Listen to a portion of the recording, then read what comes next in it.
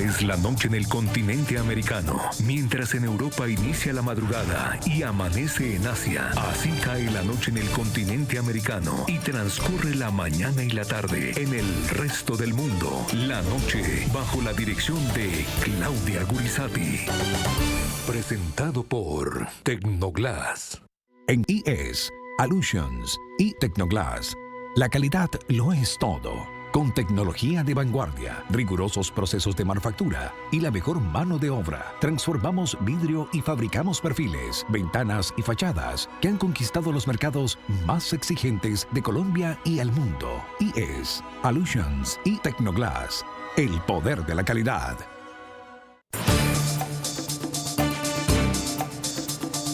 Buenas noches. El programa La Noche, bajo la dirección de Claudia Gurizati, enciende las luces para que usted siempre vea el punto clave de la noticia. Soy Jefferson Beltrán Neira, subdirector de este programa periodístico, y para mí es un gusto acompañarlos a esta hora con la noticia más importante en el continente americano, que en este preciso momento está en Colombia, donde la justicia en este momento está tomando una decisión sin antecedentes históricos contra un expresidente de la República, contra Álvaro Uribe Vélez.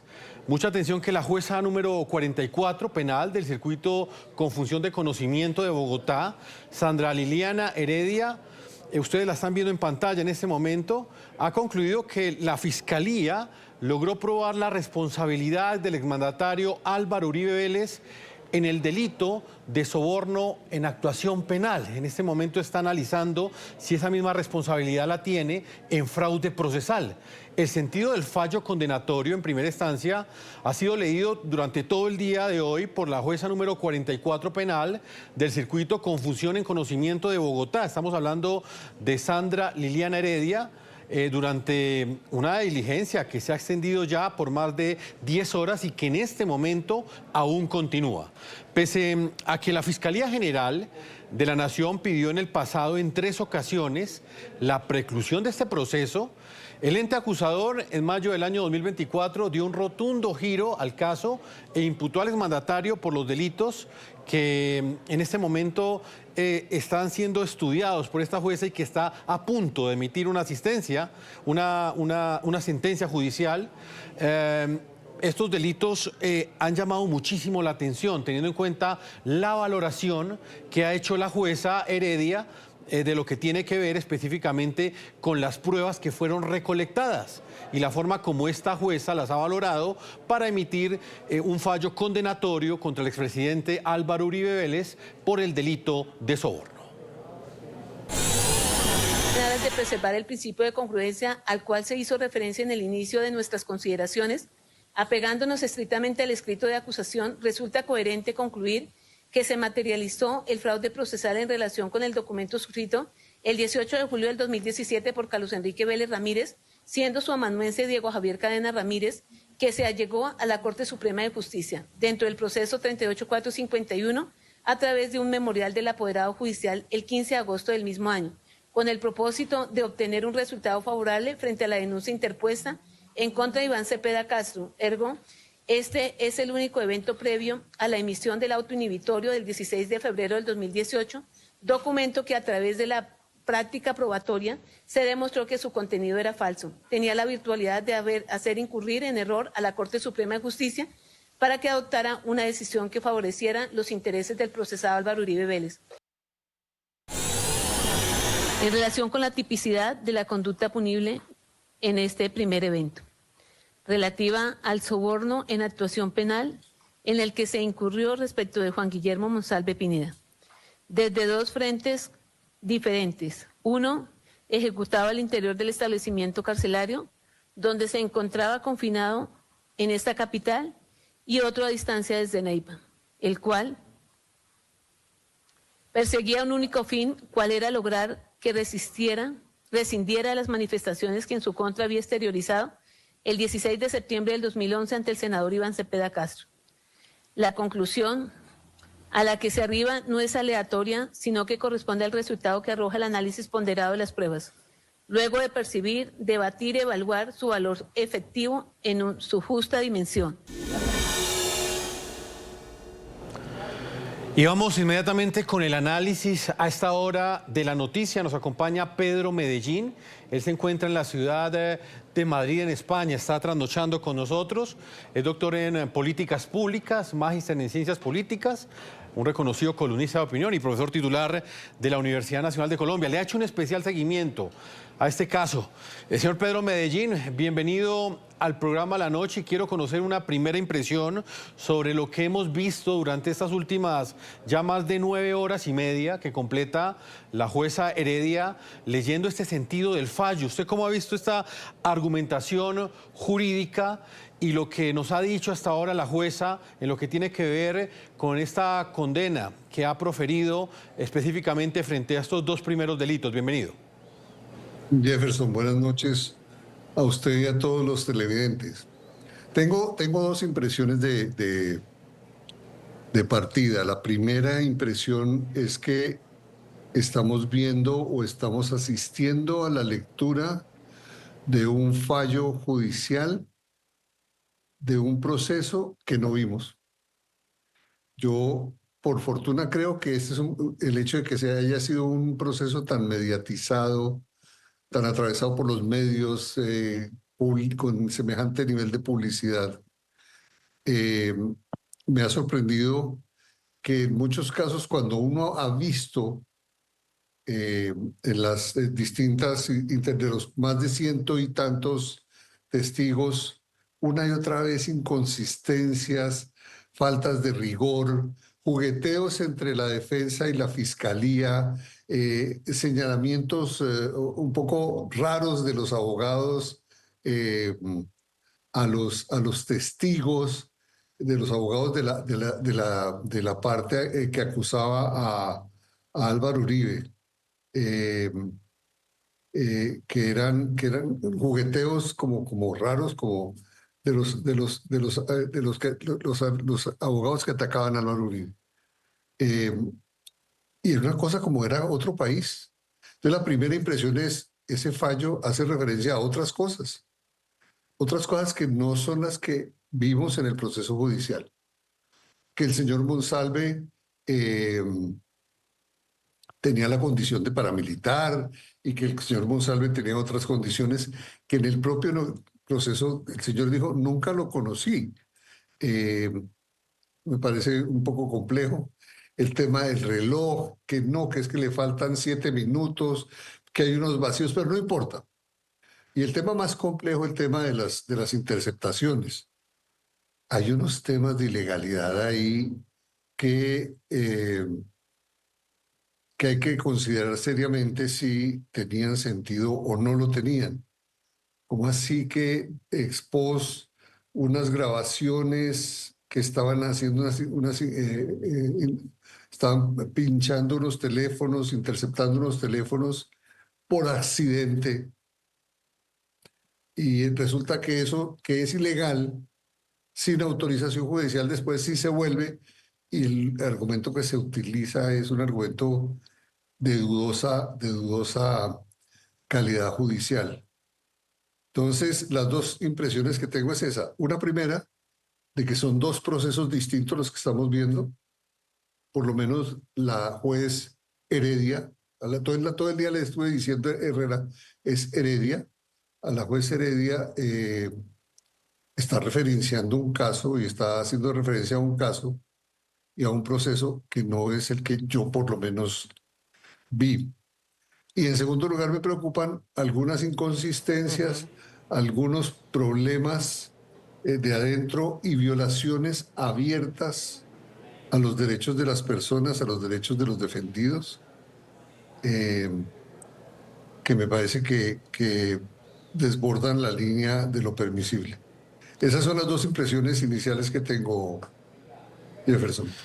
Pues, señor Pedro Medellín, permítame, integramos también a Rafael Nieto. Él está en la ciudad de Bogotá, en Colombia. También ha estado siguiendo este proceso, no solamente esta decisión que ha sido anunciada el día de hoy por la jueza Sandra Liliana Heredia. Señor Nieto, ¿cómo ha visto usted esta argumentación jurídica? Bienvenido, por supuesto, al programa La Noche. Agradecerle que esté con nosotros. porque sé que ha tenido mucho trabajo el día de hoy, pero no podíamos dejarlo por fuera de este análisis en un programa donde usted ha estado en tantos programas entregándonos sus análisis sobre lo que estaba pasando en este proceso judicial que hoy ya tuvo una primera respuesta. La jueza ha concluido que la Fiscalía ha aprobado 2 delitos, específicamente soborno en actuación penal y fraude procesal. ¿Cómo ha visto esta argumentación jurídica, doctor Rafael Nieto? ¿Es consistente lo que ha dicho la jueza? Jefferson, buenas noches para usted, un saludo para Pedro y para todos aquellos que nos están acompañando hoy en la noche.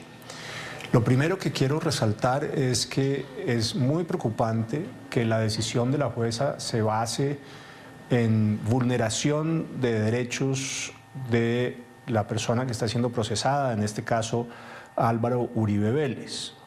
Hay una legalización de pruebas que ciertamente son ilegales, como las interceptaciones, las chuzadas que se le hicieron al expresidente. Hay una vulneración de derechos de Álvaro Uribe cuando se interceptan comunicaciones entre su abogado y él. Hay una violación de los derechos de Álvaro Uribe cuando la juez asume una posición que no es imparcial. Y usted preguntará que por qué afirmo tal cosa. Lo digo porque desde la introducción que hizo se veía claramente que había un sesgo, una posición previa de la juez en relación con los hechos que tenía que examinar de manera imparcial. Y no lo hizo.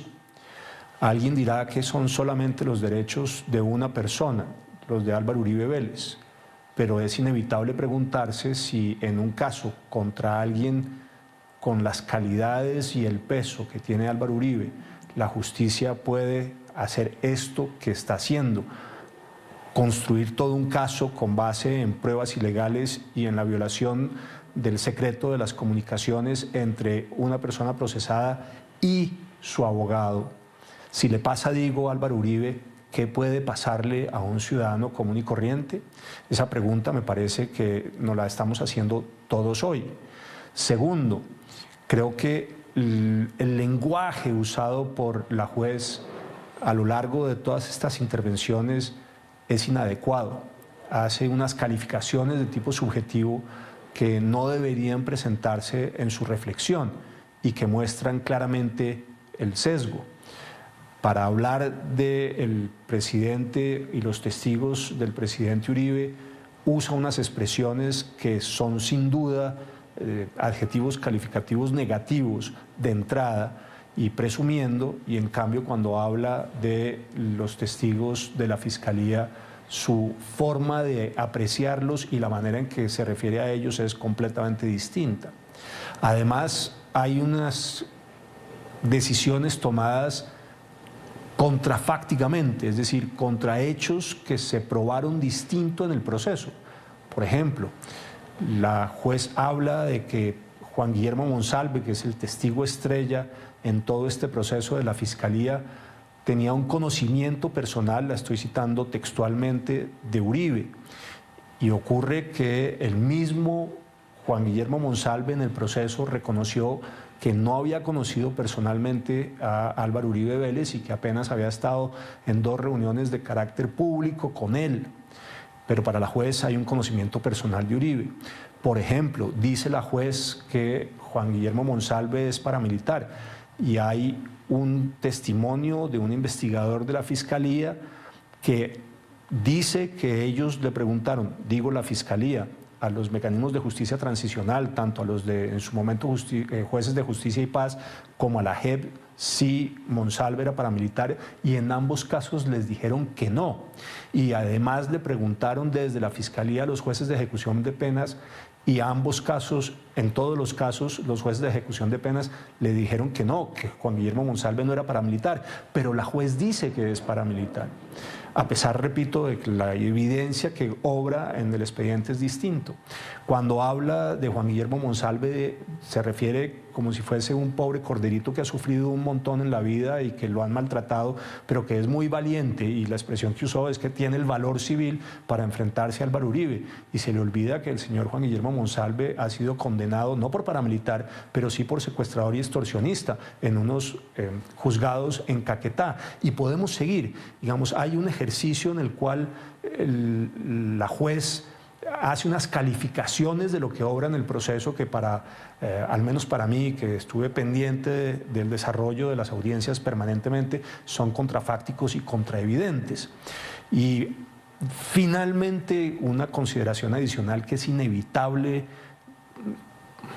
presentar es que aquí nos estamos encontrando con una realidad que, si bien no es responsabilidad de la juez, no deja de afectar a todo el sistema de administración de justicia Jefferson.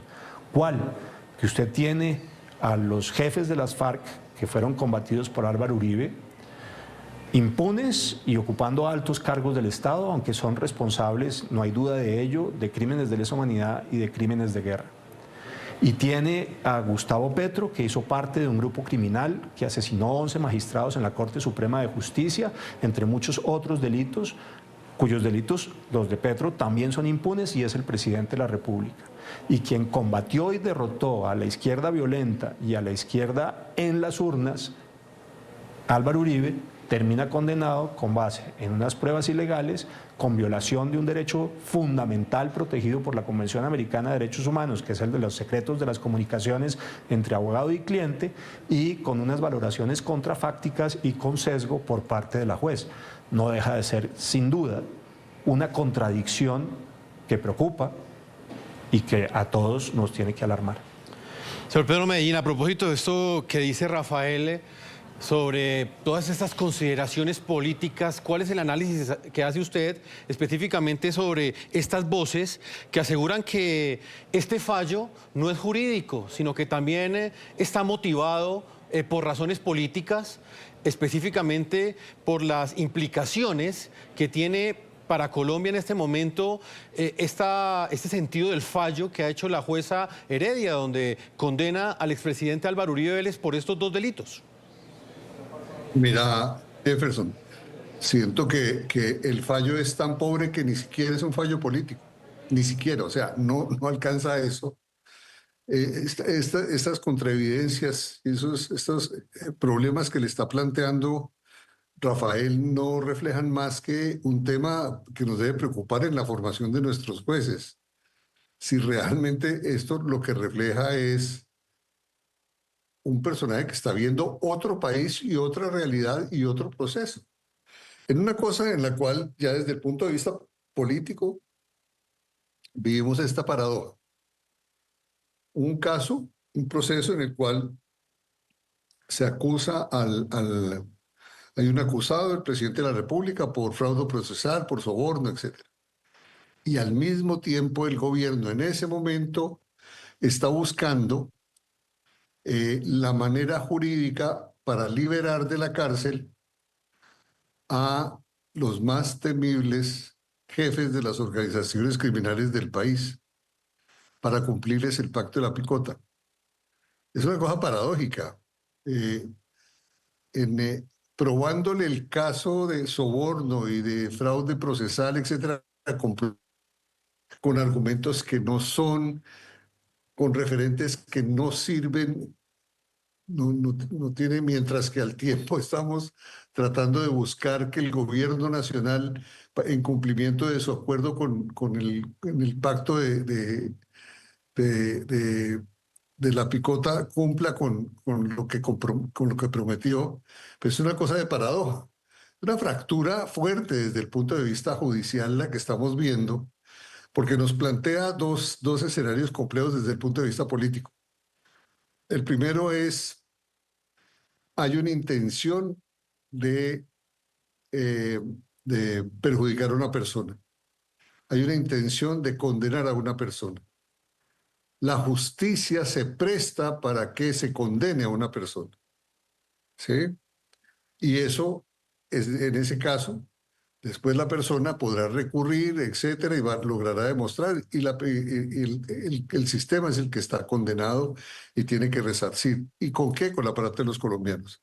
Yo creo que por fortuna estamos ante instancias judiciales próximas. Yo creo que el Tribunal de Bogotá no va a dejar caer el proceso y ahí hay gente que es bastante bien formada y excelentes magistrados, muy buenos penalistas que van a saber considerar y evaluar la calidad de la decisión judicial y rectificar en los casos que haya necesidad, que yo creo que son abrumadoramente todos.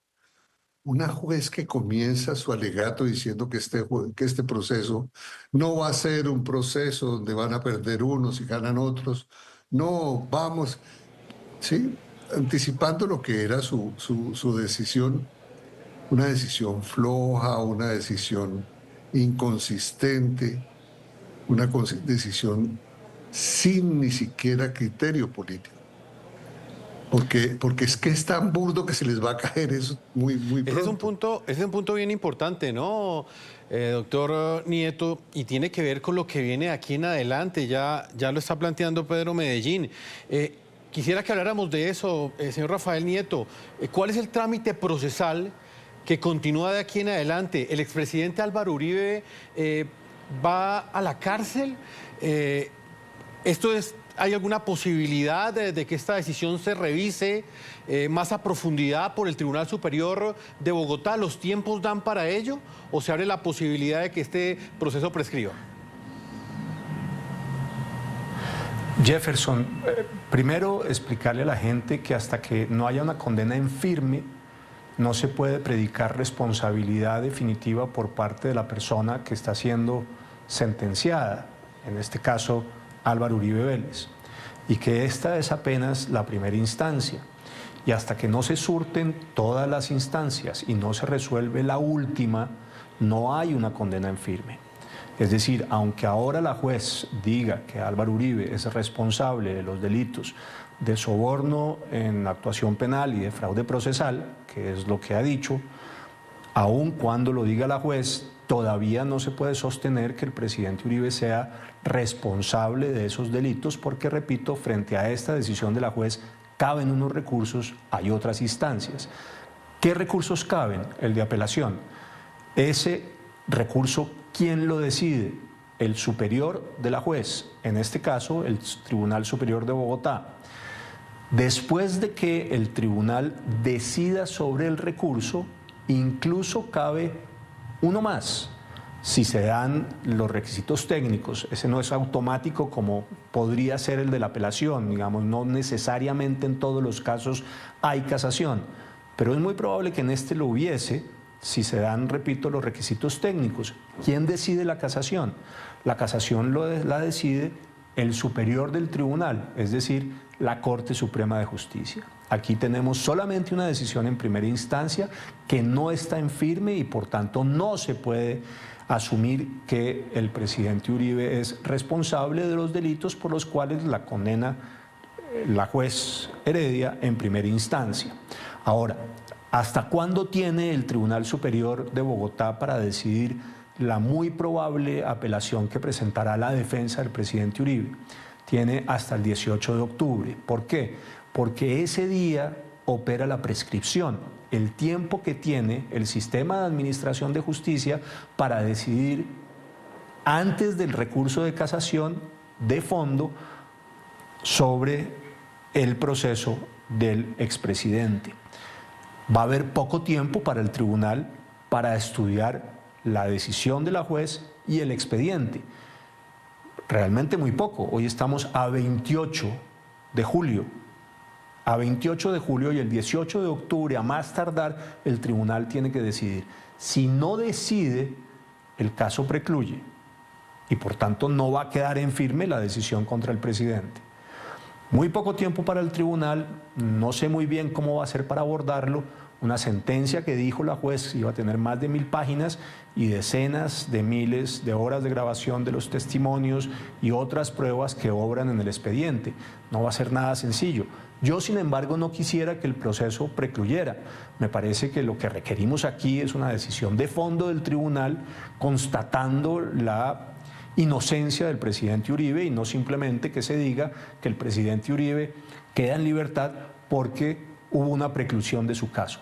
Ahora, en el mientras tanto, puede haber una privación de la libertad del presidente Uribe o el presidente Uribe va a ir a la cárcel. Primero, definitivamente no va a ir a la cárcel, porque no tiene sentido que vaya a la cárcel sino hasta que su sentencia esté en firme. Que pudieran ordenar una medida privativa de la libertad en su domicilio, eventualmente, pero uno no encuentra que haya razones para esa privación de la libertad. La privación de la libertad es siempre una consecuencia de una sentencia en firme o de que hay una evaluación de que la libertad de esa persona que está siendo procesada puede traer unas consecuencias negativas en el sistema de administración de justicia o unos daños a la sociedad. Ninguna de las dos cosas se da en el caso del presidente Uribe, Jefferson. No hay motivo o razón para la privación de la libertad, de manera que cárcel no va a haber. Y privación de la libertad no debería haber tampoco, aunque fuera domiciliaria, sino hasta que haya una sentencia en firme, suponiendo que esa sentencia, no lo sabemos, en mi opinión, no debería ser ratificar a la condena que hace en primera instancia la juez Heredia contra el presidente Uribe. Pues señor Nieto, lo que en este momento genera reacciones en diferentes partes de América Latina es precisamente esta decisión que ha tomado Sandra Liliana Heredia, esta jueza que hoy ha expuesto el sentido del fallo. Vamos a conocer estas primeras reacciones que se dan por parte del secretario de Estado de los Estados Unidos. Estamos hablando de Marco Rubio. Ustedes la van a ver en este momento en pantalla. Marco Rubio dice lo siguiente: el único delito del expresidente colombiano Uribe ha sido luchar incansablemente y defender su patria. La instrumentalización del Poder Judicial colombiano por parte de jueces radicales ha sentado un precedente preocupante. Por su parte, la representante de la Cámara del Partido Republicano, muy influyente, muy cercana al presidente Donald Trump, María Elvira Salazar, dice lo siguiente: hoy no se hizo justicia en Colombia. Se consumó una infamia contra Álvaro Uribe, el hombre que rescató al país del terrorismo y enfrentó a las FARC cuando nadie más se atrevía.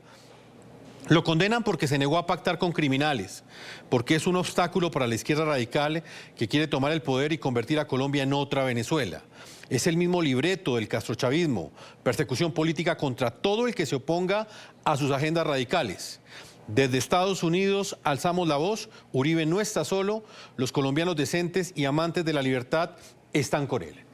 Señor Pedro Medellín, ¿esto qué implicaciones tiene, esta decisión que se ha tomado por parte de la justicia en Colombia el día de hoy? Que si bien es cierto, tiene se abren unos nuevos escenarios judiciales en el Tribunal Superior de Bogotá y eventualmente en la Corte Suprema de Justicia, si esto llega a apelarse, pero ya comienza a generar reacciones en el escenario internacional. Específicamente en lo que tiene que ver en las relaciones diplomáticas con Estados Unidos, ¿esto qué impacto puede tener? No, va a tener un impacto, por supuesto, negativo. El gobierno del presidente Trump es un gobierno muy cercano, de amistad cercana, de convicción cercana a presidente Uribe. Recordemos que Marco Rubio, su secretario de Estado, es uno de los más reconocidos uribistas que hay en los Estados Unidos. Y va a afectar, sin duda, pero es un tema que en la actual coyuntura va a tener otro tipo de alcance.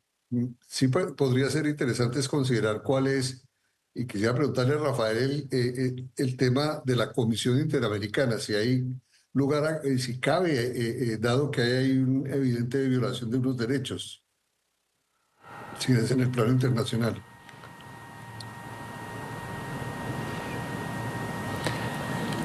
Pedro, yo no tengo la menor duda de que si se ratifica la condena contra el presidente Uribe en segunda instancia y no cupiese el recurso de casación o la casación que se interponga fuera decidida de manera negativa contra Álvaro Uribe Vélez, cabe la posibilidad de, agotados los recursos en el orden interno, acudir al sistema interamericano de derechos humanos, porque la vulneración de algunos de los derechos que están consagrados en la Carta Interamericana de Derechos Humanos, en la Convención Americana de Derechos Humanos, el Pacto de San José, en mi opinión, es evidente. En particular, no solamente, pero en particular, uno que, repito, es vital en cualquier sistema de administración de justicia y que lo recoge el Pacto de San José, la Convención Americana, que es la posibilidad de comunicarse libremente, sin interferencias, el secreto de las comunicaciones entre abogado y cliente. Hay que recordarle además a las personas que nos acompañan hoy, Pedro, algo que me parece que como antecedente vale la pena tomar en consideración. Baltasar Garzón, ese juez español tan famoso, por cierto, un juez de izquierdas, muy famoso, fue condenado en España a 11 años y además perdió su posición en la carrera judicial porque se probó en España que había permitido la vulneración de este principio esencial del secreto de las comunicaciones entre clientes y abogados. Y eso le costó la carrera judicial y una sentencia de 11 años a Baltasar Garzón. Aquí la juez Heredia construye una parte sustantiva de su sentencia con base en la vulneración de este principio. Así que sí, yo no tengo la menor duda, cabe la posibilidad de acudir después al sistema interamericano de derechos humanos. El problema es que para eso hay que agotar los recursos internos y eso requiere muchos años. Hay un tema que me preocupa, Jefferson y Rafael, y es que la estrategia que haya política detrás es tener un presidente condenado, pero un proceso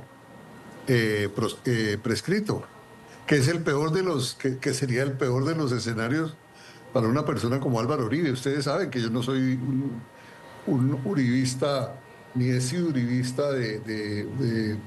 al contrario, mis columnas he sido siempre muy fuerte, y durante los 4 años o 8 años del presidente Uribe fui un crítico permanente del gobierno, pero una cosa es esa y otra cosa es el derecho que tiene el presidente Uribe a una justicia, a un sistema que funcione bien y que no sea utilizado políticamente. Y lo que me temo es que están detrás de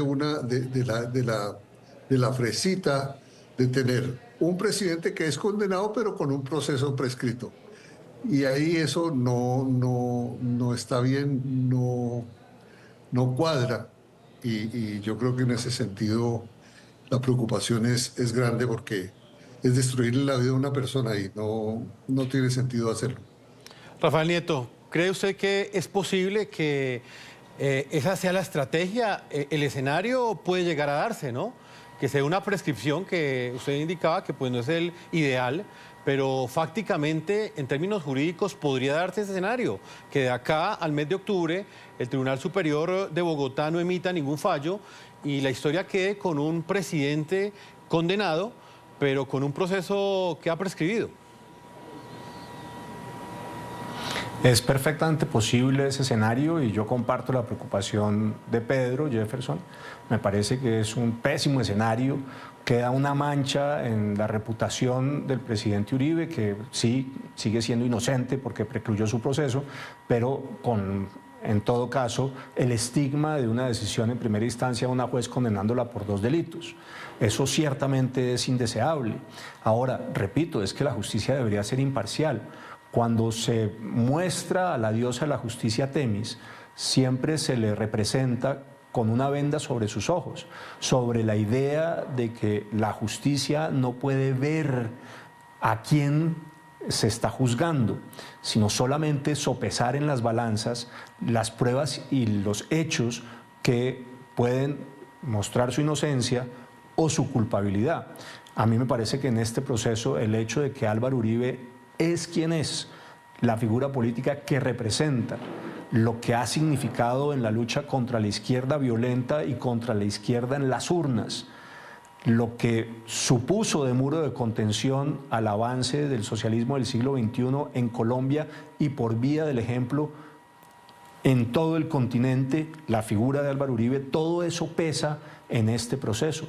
Como pesa, me temo también, las controversias que tuvo durante su gestión con la entonces Corte Suprema de Justicia, que repito ya hoy tiene que ver muy poco con la de hoy, pero sí con la de entonces, que es el inicio del proceso.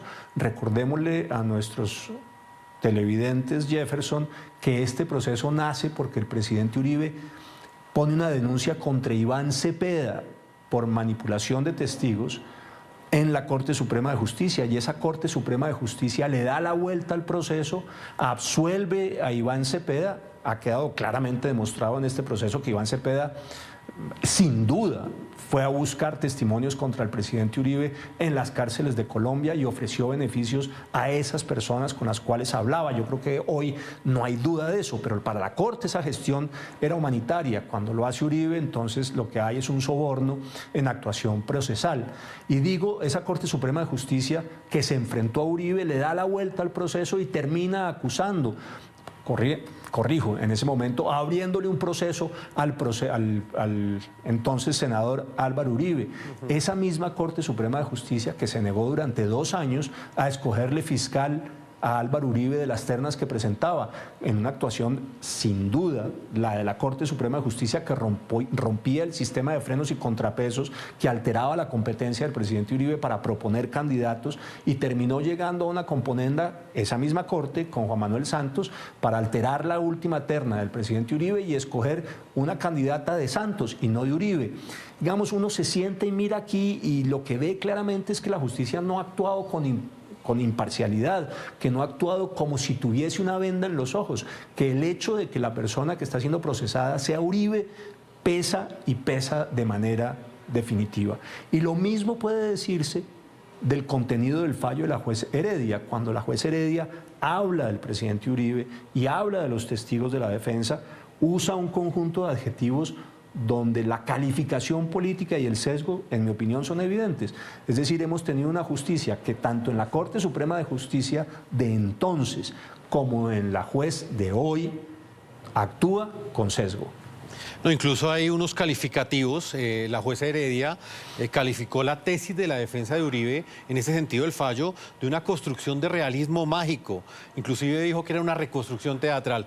Pues quiero agradecerle a Rafael Nieto y a Pedro Medellín en esta primera parte por habernos compartido sus visiones frente a esta decisión histórica, además, y sin antecedentes, que pues genera un profundo rechazo en algunos sectores de Colombia, pero también en otros también genera la aceptación. Un debate que continúa abierto porque este proceso no finaliza el día de hoy. Señor Rafael Nieto, como siempre, gracias por su tiempo. Una feliz noche. Buenas noches, Jefferson, para usted, para Pedro y para todos los que nos acompañan en NTN 24. Para Muchas Pedro gracias. Medellín, gracias a usted también, doctor Pedro Medellín, por habernos acompañado y muy seguramente esta semana continuaremos revisando las diferentes reacciones que genera esta noticia aquí en el programa La Noche, en NTN 24. Una feliz noche. Feliz noche, Jefferson y Rafael. Buenas noches y muchas gracias por los aportes. Vamos a una pausa comercial. Los invito a que ustedes opinen en las cuentas de X que aparecen en la parte inferior de nuestra pantalla, @lanoche NTN24, @segurizati NTN24 y @Jefferson NTN24. ¿Ustedes creen que esto fue un fallo completamente judicial o este fallo tiene un trasfondo político? De eso estaremos hablando cuando regresemos con la senadora del Partido Centro Democrático, con Paloma Valencia, una de las legisladoras más cercanas al expresidente Álvaro Uribe Vélez y también una de las mayores conocedoras de este proceso judicial. Con ella también estaremos analizando lo que viene de aquí en adelante y las implicaciones que en términos internacionales tiene esta decisión que ha tomado hoy la justicia en Colombia. Ya regresamos.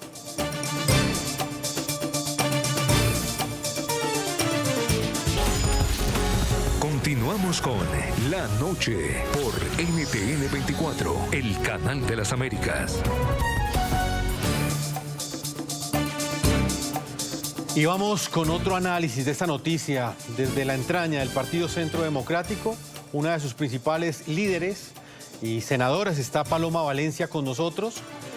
Senadora, bienvenida al programa La Noche y quiero conocer su reacción y también su análisis sobre esta decisión que ha tomado la jueza Heredia. Ella, dentro de este proceso, o por lo menos dentro de la lectura del fallo, ha asegurado que la defensa del expresidente Álvaro Uribe Vélez hizo una construcción de realismo mágico. Con esas palabras definió la defensa del expresidente y que todo fue una reconstrucción teatral. ¿Usted cree que estas palabras reflejan un sesgo judicial ¿O este sentido del fallo realmente está basado en hechos fácticos? Bienvenida. Muchísimas gracias, Jefferson. Un saludo especial para ti y para todos los ciudadanos que nos están viendo en estos dificilísimos momentos. Lo primero que hay que decir es que esto no es un fallo, esto es una venganza. Esto no es una sentencia, es un ataque y esto no es justicia. Esta es precisamente la expresión del miedo que le tiene la izquierda radical de este país a Álvaro Uribe Vélez, que han tratado por todos los medios de impedir que ejerza el liderazgo que hoy él tiene. Cuando usted oye a la jueza hablando, y con todo respeto que se merece, yo creo que es evidente que aquí ella desconoció la presunción de inocencia. Es que usted no puede simplemente descartar lo que la defensa ha dicho, porque si lo que hay que descartar es lo que ha dicho quienes lo acusan, porque hay una presunción de inocencia que obliga que cuando hay unas cosas iguales, pues usted tenga que preferir la versión de quien está siendo enjuiciado.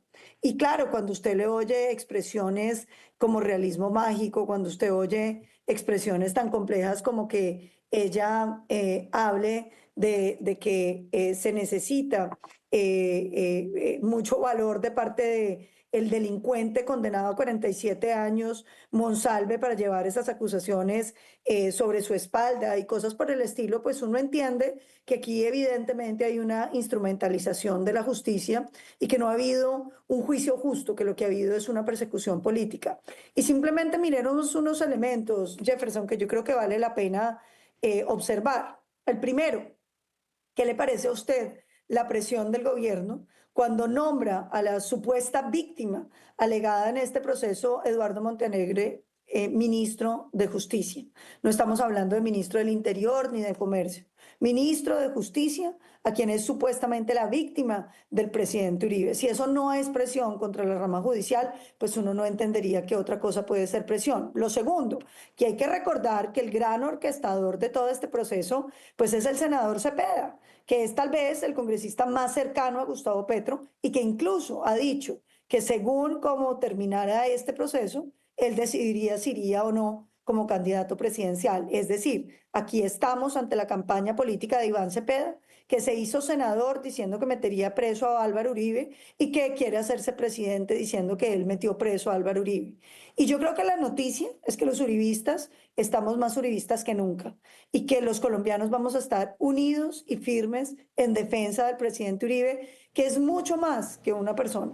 Es el símbolo de una democracia que triunfó sobre los violentos. Es el símbolo de que Colombia sí puede derrotar a los violentos, que Colombia puede ser un Estado con futuro, que la democracia es capaz de producir resultados. Creo que aquí lo que tenemos que entender es que esto hace mucho tiempo dejó de ser sobre la persona del presidente Uribe y se convirtió en un proceso de la izquierda radical, que ha sido ponente de la impunidad de los violentos, defensora de lo que llaman la lucha armada y de los crímenes altruistas, y de quien ha sido quien derrotó a todos esos grupos ilegales de izquierda, de derecha, que en realidad no tienen filiación política y que son todos criminales y narcos.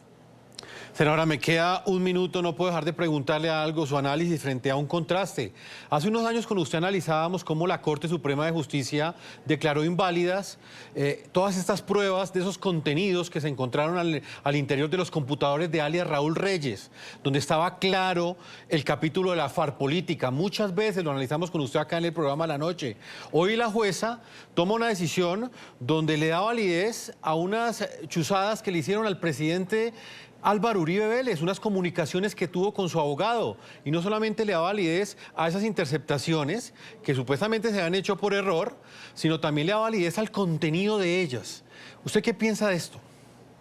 Mire, eso es gravísimo, porque aquí lo que estamos viendo es un precedente mediante el cual pues pueden decidir chuzar a cualquier colombiano, que simplemente si lo hacen por las vías legítimas, haciendo trampa, porque eso es trampa, que usted chuse un teléfono que no hace parte de una investigación judicial simplemente por el interés de algún magistrado o magistrado auxiliar o algún miembro de la rama que quería armar un proceso contra el presidente Uribe, y que todo lo contrario lo que hizo fue utilizar las herramientas legítimas del Estado de manera irregular e ilegal. Creo que es muy grave ese precedente, y usted lo mencionaba, Jefferson. Este país está plagado de situaciones donde pruebas que eran absolutamente irrefutables, hablemos de los computadores de Raúl Reyes, que fueron examinados por la Interpol, que garantizó que no habían sido adulterados y que aparecían ahí personajes muy cercanos al petrismo, entre otras cosas, como la senadora Piedad Córdoba, vinculada con el tráfico de las personas, decidiendo que no se podía soltar